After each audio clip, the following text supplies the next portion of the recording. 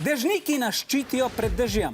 Lahko so enobarvni, pisani ali pa ob stiku z vodo spremenijo barvo. Katera okoliščina nekaterim dežnikom omogoča, da ob stiku z vodo spremenijo barvo? A. Temperatura dežja, B. Posebna tkanina, C. Hidrokromno črnilo ali D. Svetloba.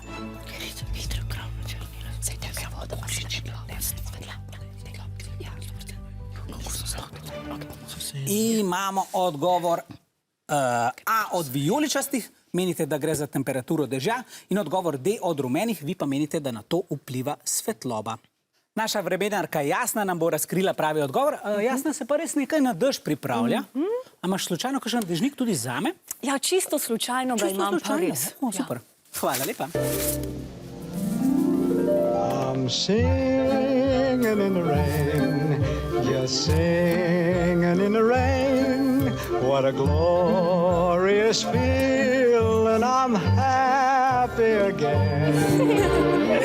Medtem ko midva z Jušem rada pojeva v dežju, pa tudi najin dežnik med dežjem ne počiva. Ja, sicer on ne poje, ampak spreminja barvo.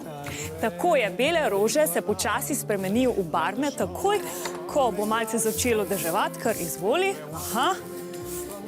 In za to čudežnostjo pa se skriva ena posebna sestavina. Reče se ji hidrokromno črnilo. Kar še izvoli, mora malce bolj deževati, da se bo to res lepo videlo. In sicer hidrokromno črnilo poskrbi, oziroma to je zgornja plast črnila na dežniku, ki je razpršena čez barvni dizajn, ki je skrit spodaj. In ko pride voda v stik s hidrokromnim črnilom, črnilo izgine in prikaže se čudovita barvna slika, ki jo bomo videli s časoma. Lahko tudi rečemo, da pravzaprav postane prozor. Ja, še bolj fascinantno pa je, da ko se voda na dežniku posuši, je barvna slika zopet prikrita. Naj bo vreme še tako kislo, da tak dežnik zagotovo vsaj malo spravi v dobro voljo. Žal pa ne bom v dobro voljo spravila vas, tekmovalci, ker ste odgovorili napačno. Ampak upam, da ste se vsaj malo zabavali, tako kot midva z Jušem, a ne? Absolutno. Hvala, Miha, hvala, Lana.